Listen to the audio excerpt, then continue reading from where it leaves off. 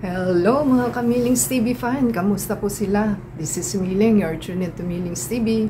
Tayo po ay bad weather at may bagyo na naman po yata, so buti po dumating ang ating pinagkakahintay-hintay na items.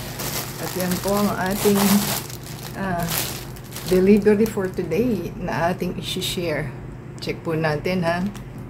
So ang ating items po is galing sa store ni Kim Gems Apparel. Ito po is 109 at ang ating items is binayaran na lang natin siya ng 355. So meron po tayong free shipping at meron tayong coins na 545, kaya 103.55 out of 109. So ito po is black.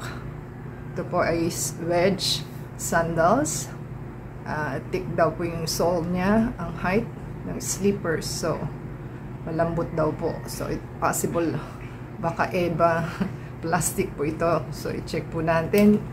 Tayo po may black size 40. So yan po ang ating items. Tayo po magsasanitize muna at ating pong i-check kung tama po ba ang size o sakto sa ating paa.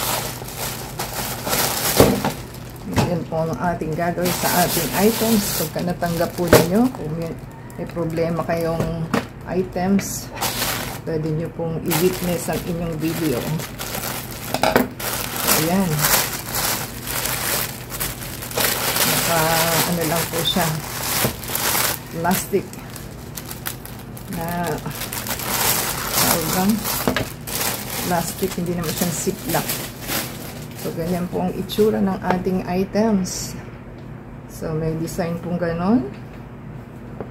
Parang hindi finish yung pagkakaano niya. Pagkakamold ng ating item. Buti na lang itim ang ating in-order. Kasi kung yung cream po, magkakaproblema po tayo. So, ganyan po siya. Meron siyang lock.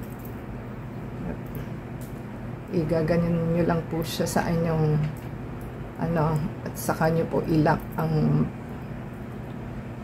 kung saan po mag-fit ang inyong mga paa. So ganyan lang naman siya. So i-check natin. So size 40 naman. 40 naman po. So, ating i-try kung magpipit po ba sa ating paa. Ayan, sakto lang po. Ganyan lang po siya. Sakto lang talaga ang 40 sa akin. So, ganun na. Parang ano pa nga eh. Oh. Parang, ayan. Ayan, sakto lang po siya. Ganyan po ang itsura niya. So, happy na po tayo sa ating item. At maisusuot na natin siya at meron na tayong pang-ulan. Pang-ulan po kasi ano siya, plastic, pero hindi halatang plastic ang ating item. So ganyan po ang itsura ng ating magandang na order. So yan, ganyan po siya.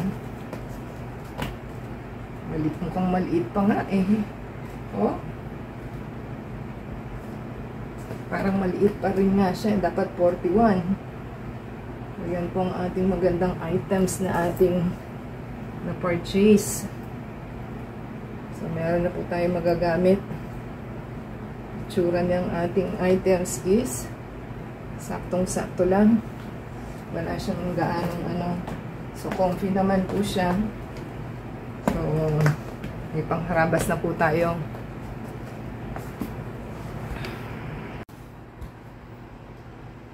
Kung nagustuhan po nilang ating items na purchase, ganyan po ang itsura ng ating thank you po sa ating seller and sa store na ating pinagbilhan. At the same time, thank you rin po sa ating delivery guy at vlogger din po pala yung ating nag-deliver. So, shoutout sa ating delivery guy. So, paki-adas po tayo sa ating Facebook, Twitter, TikTok, and Instagram, and play the ads and video from beginning to end to help support po sa ating monetization. So, thank you po sa inyong pagpapanood and support. Until next time po. God bless everyone.